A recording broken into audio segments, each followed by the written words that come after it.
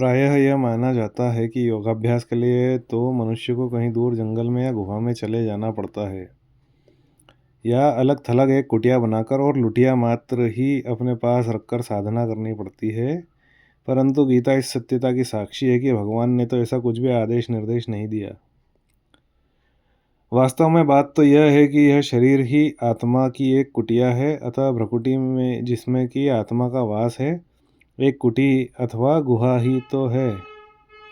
अतः जंगल में जाकर कंकड़ पत्थर को जोड़कर कुटिया बनाने की तो कोई ज़रूरत नहीं है, क्योंकि कुटिया में तो आत्मा पहले से ही है। योगी के लिए विधान यह नहीं कि वह किसी निर्जन स्थान पर कुटिया बनाकर रहे, बल्कि यह है कि वह अपने मन को निर्जन करे, अर्थात उसमें मित्र जन संबंधी जन की बजाय एक परमपिता परमात्मा की स्मृति को स्थापित करे। फिर वह इस सत्यता का मनन करे कि यह शरीर तो एक कुटिया है, मैं इस कुटिया का वासी एक चेतन आत्मा हूँ।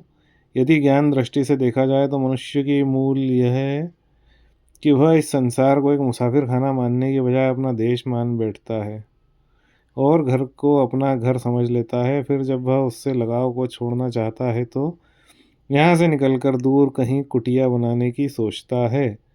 परंतु यदि वह यह समझकर चले कि मैं तो एक यात्री हूँ, संसार एक मुसाफिर खाना है, आखिर तो मुझे यहाँ से परमधाम अपने प्यारे घर अथवा देश को जाना ही है, तो उसमें आसक्ति अथवा मोह नष्ट हो जाएगा और वह भ्रुकुटी अथवा देह को ही एक शिविर अथवा पड़ाव मानकर तथा स्वयं को इसमें जागती हुई एक ज्योति मानकर उन्नति कर सकेगा।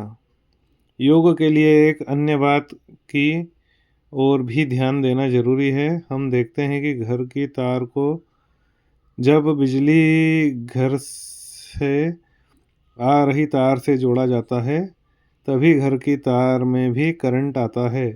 परंतु तार को तार से जोड़ने की विधि यह है कि दोनों के ऊपर से रबर अथवा प्लास्टिक यानी इंसुलेटिंग मटेरियल उतार कर ही धातु को धातु से जोड़ना पड़ता है, वरना यदि रबर या प्लास्टिक समेत तारों को जोड़ दिया जाए तो बिजली का करंट और लाइट तथा पावर दोनों नहीं आ सकती। ठीक इसी प्रकार शरीर भी आत्मा के लिए रबर, प्लास्टिक या चमड़ा ही है। जब एक मनुष्य देह के भान में रहकर परमात्मा को याद करेगा तब उससे ईश्वरीय लाइट और पावर की प्राप्ति नहीं होगी।